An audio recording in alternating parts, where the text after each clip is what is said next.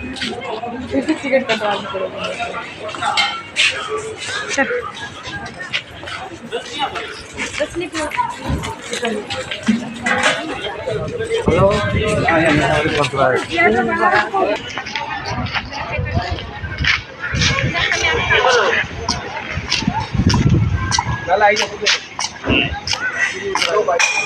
दूर मत जा, थोड़ा नजदीक नहीं है इससे।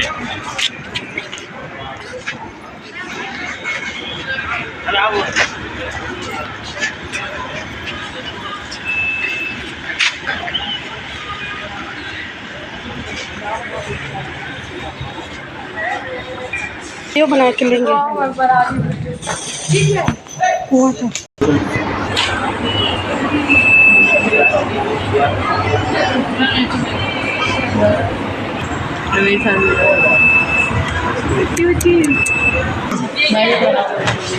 हम भी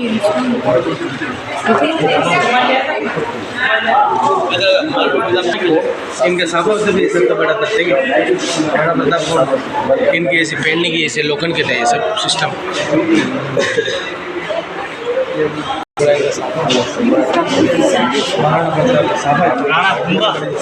मैं आपको बहुत देखता हूँ।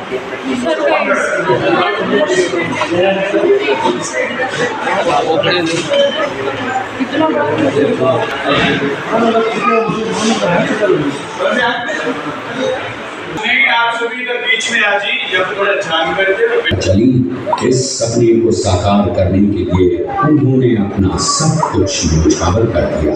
18 जून 1576 ईस्वी को हल्दी घाटी का घमासान युद्ध हुआ था। केवल एक दिन का था जो मेवाड़ के राजा स्वयं नहीं आए थे। अचानक क्षेत्र में हुआ। आप लोग सभी संग्रहालय में खड़े थे। संग्रहालय से 200 मीटर की दूरी पर चेतक की समाधि है, जहाँ पर महाराणा प्रताप के स्वामी चेतक को दफनाया गया था।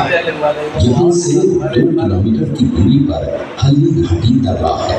प्राकृतिक मिट्टी व पत्थरों का रंग हल्दी जैसे पीले रंग का है। इस दर्रे के चारों तरफ महाराणा प्रताप की वीर आदिवासी सेना राम पंजा के नेतृत्व में तैनात थी। ये सेना तीर, भाले, पत्थर चलाने में कुशल थी। यहाँ से 1 किलोमीटर की दूरी पर शाहीबाग है, जिसमें मुगल सेना का पड़ाव था।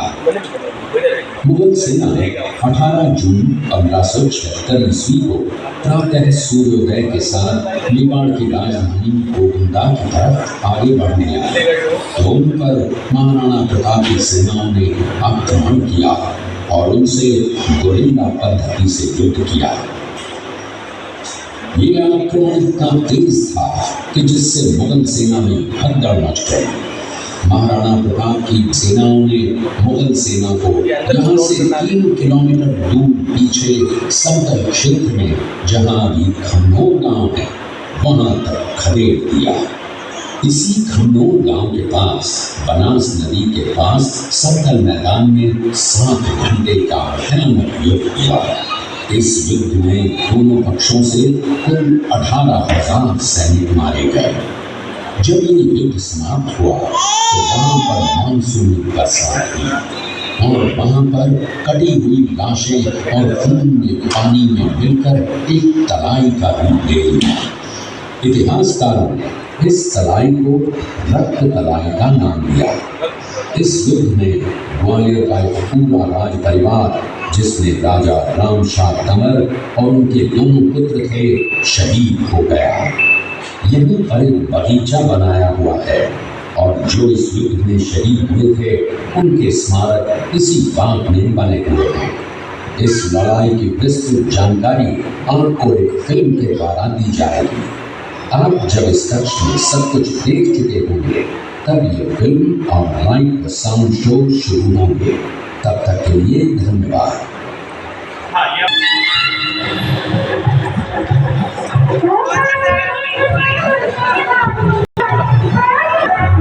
युद्ध कैसे हुआ, क्या सारी चीज दिखाई। की पुत्री एवं महाराणा उदय सिंह की महारानी जयवंत कमर की कोख से विक्रम संवत 1597 में अर्थात 9 मई 1540 को ये कुंभलगढ़ है, आप भी जा सकते हैं। बाल्यकाल चित्तौड़गढ़ में गुजरा। यहाँ पर गए थे। चित्तौड़ एक ही उधर चित्तौड़। सन 1567 में अकबर ने जब चित्तौड़गढ़ पर आक्रमण किया तो मेवाड़ के प्रमुख सरदारों और सेना नायकों के आग्रह पर महाराणा उदय सिंह ने चित्तौड़गढ़ छोड़ दिया। अपने देश, कुल, गौरव और मातृभूमि की मर्यादा के लिए प्राण न्योछावर करने वाले योद्धाओं और लड़नाओं से प्रताप ने न केवल जोर किया था, बल्कि ये घटना उनके जीवन का आधार बन गई। फरवरी 1572 को महाराणा उदय सिंह का देहांत हुआ। प्रताप की ज्येष्ठता और योग्यता को ध्यान में रखते हुए सरदारों ने उनको राजगद्दी पर आसीन किया। होली के दिन उनका गोविंदा में राज तिलक हुआ। उस समय तक लगभग सभी राजाओं ने अकबर की अपील का स्वीकार कर लिया। एकमात्र महाराणा प्रताप ने अपना मस्तक अकबर के आगे नहीं झुकाया। प्रताप मुगलों से लोहा लेने की तैयारी में जी जान से जुट गए। 18 जून 1576 की सुबह हल्दी घाटी और खम्बोर के मध्य एक मैदान में ऐतिहासिक युद्ध हुआ। महाराणा प्रताप की सेना गोगुंदा से हल्दी घाटी पहुंची, जबकि सेनापति मानसिंह के नेतृत्व में मुगल सेना ने हल्दी घाटी के ठीक नीचे मैदान में अपना मोर्चा जमाया। मुगल सेना के हरावल दस्ते द्वारा घाटी में घुसपैठ करने के प्रयास की प्रतिक्रिया स्वरूप महाराणा प्रताप की सेना मुगलों पर टूट पड़ी। प्रताप के हरावल सैन्य दलों का नेतृत्व पठान हाकिम खान कर रहे थे। भीलू राणा, जो राणा पूंजा के नाम से भी जाने जाते थे, उनके नेतृत्व में भील आदिवासियों ने गोरिल्ला पद्धति से युद्ध करते हुए मुगलों के छक्के छुड़ा दिए। देखते ही देखते शाही सेना में खलबली मच गई। तलाई टोलों की गापों, आत्मा की चमकारों और तलवारों की झंकारों से गूंज उठी। चारों तरफ हाहाकार मच गया। युद्ध का घटनाक्रम अचानक उस समय बदल गया जब प्रताप ने अपने घोड़े चेतक को एड़ लगाकर मानसिंह के हाथी पर चढ़ा दिया और उस पर भाले से भरपूर बांध दिया। मानसिंह हाथी में दुबक गया। हाथी से उतरते समय चेतक की एक टांग कट गई।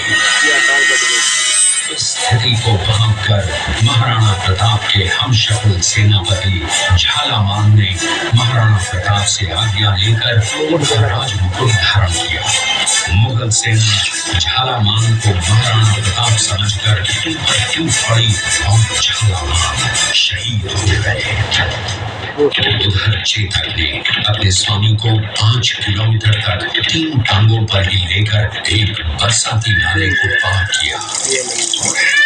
उसके पश्चात उसके प्राण पखेरु हो गए।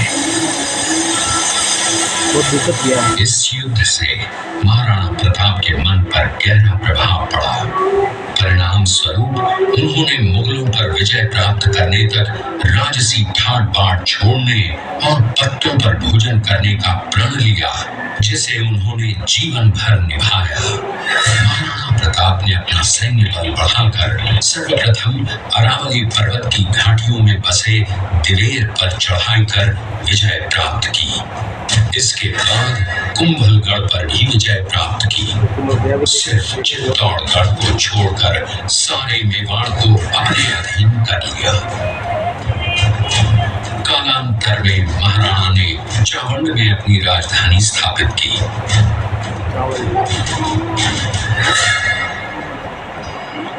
19 जनवरी 1597 को राणा प्रताप ने मात्र 57 वर्ष की आयु में इस संसार से प्रयाण किया।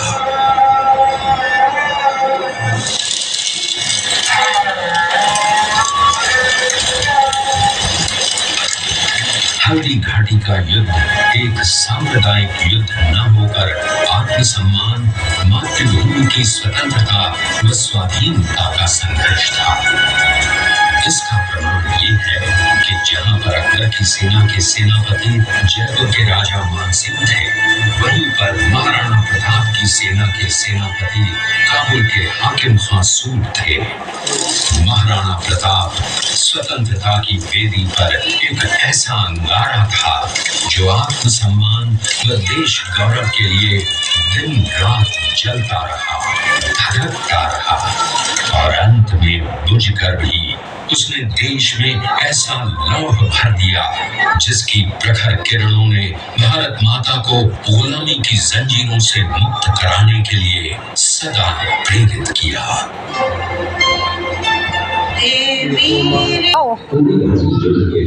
अच्छे से दिखा, अच्छे से प्रतिज्ञा का पालन करने के लिए ये डायरेक्टली यूट्यूब में जाएगी।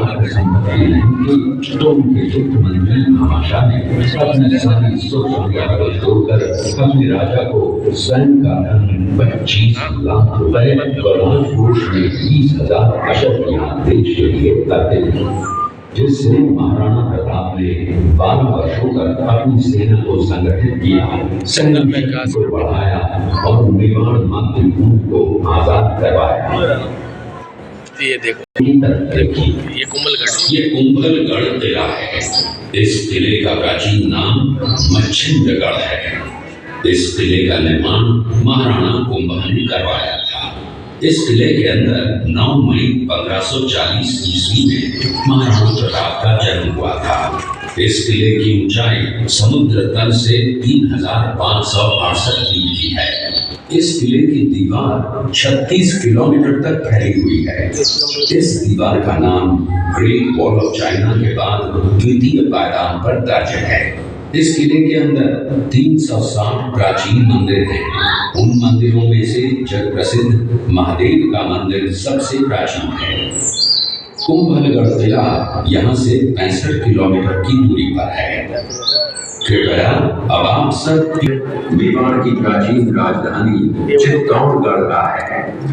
इसी किले के अंदर महाराणा प्रताप का बचपन बीता था। इस किले की तलहटियों में महाराणा प्रताप ने अपने गुरु से शिक्षा प्राप्त की थी। ये किला 12 वर्ग किलोमीटर में फैला हुआ है। इस किले पर जब भी विदेशी आक्रांताओं ने आक्रमण किया और उस आक्रमण में कोई भी राजा सैनिक वीर गति की रक्षा करने के लिए जलती हुई अग्नि में कूद प्राण को त्याग देती थी, जिसे हम जौहर कहते हैं। चित्तौड़गढ़ में 3 मुख्य बड़े जौहर हुए थे। प्रथम जौहर 1303 ईस्वी में रानी पद्मिनी ने 16,000 स्त्रियों वीरांगनाओं के साथ जौहर किया था, सिर्फ अल्लाउद्दीन खिलजी के कारण। दूसरा जौहर 1535 ईस्वी में गुजरात मीरा मंदिर, जैन मंदिर, कालिका माता मंदिर, भामाशाह हवेली, कुंभाश्याम मंदिर, फतेह प्रकाश महल है। ये किला यहाँ से 140 किलोमीटर दूरी पर है। ये देखते हुए सभी अतिथि आगे की तरफ चले। गांव का दृश्य है। अब्दुल रहीम खान हाना अजमेर का सूबेदार था। जब वो शेरपुर पहुंचा तब इसका पता कुंवर अमर सिंह को चला, जो महाराणा प्रताप के पुत्र थे। अमर सिंह ने शेरपुर छावनी पर अचानक आक्रमण कर दिया। उस आक्रमण में मुगल सेना में भगदड़ मच गई। मुगल सेना को अपनी छावनियों को छोड़कर भागना पड़ा। छावनियों के अंदर से लूटा हुआ माल व अब्दुल रहीम खान हाना, जिसकी बेगम आनी खान को बंदी बनाकर महाराणा प्रताप के सामने पेश किया गया। तब अमर सिंह पर महाराणा प्रताप क्रोधित हुए और दृश्य देखा। उसी किले के अंदर की ये घटना है। मेवाड़ की ऐसी मां थी जिसने अपने पुत्र का बलिदान देकर राजवंश की रक्षा की थी। उस मां का नाम पन्ना धाय था। पन्ना धाय जाति से गुर्जर थी। वो एक राजकुमार की धाय मां थी। दूसरी तरफ हाथ में तलवार लिए खड़ा ये बलबीर सिंह एक दासी पुत्र है। ये कुंवर उदय सिंह की हत्या करके मेवाड़ की राजगद्दी प्राप्त करना चाहता था। एक रात्रि बनवीर सिंह को मौका मिला।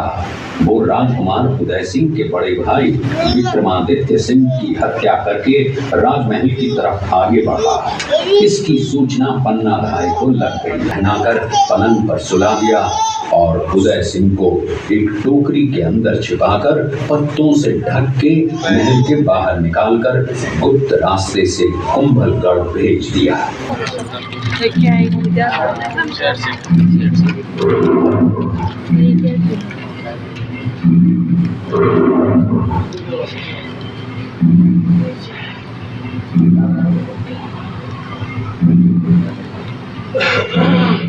ये घटना महाराणा प्रताप की वीरता को दर्शाती है। एक समय नरभक्षी बाघ का आतंक छाया हुआ। महाराणा प्रताप ने उस बाघ का शिकार कर उस बाघ को मार डाला। ये घटना महाराणा प्रताप की वीरता की प्रतीक है।